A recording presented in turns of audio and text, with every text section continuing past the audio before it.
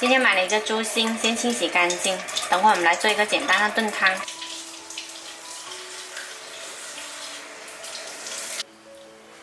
洗好后对半切开，再冲去中间的血水，切成薄片。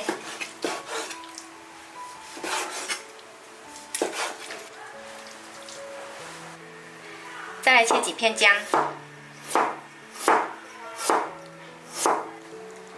切好了猪心，冷水下锅，焯去血水跟腥味，加入姜片、料酒，调大火煮开。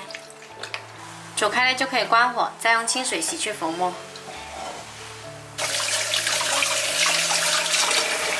洗好了直接放在炖盅里。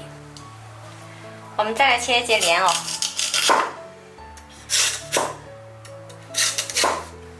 切好了也把它放到炖盅里来。这是我提前浸泡了1个小时的红衣花生，也把它加到炖盅里。还有一把莲子，2块姜，最后加入适量清水，隔水炖2个小时。我们的猪心汤炖好了，再来一点点盐调一下味就可以喝了。这款猪心莲藕汤呢，清热安神，特别适合秋燥季节喝。喜欢的朋友可以收藏起来试一下。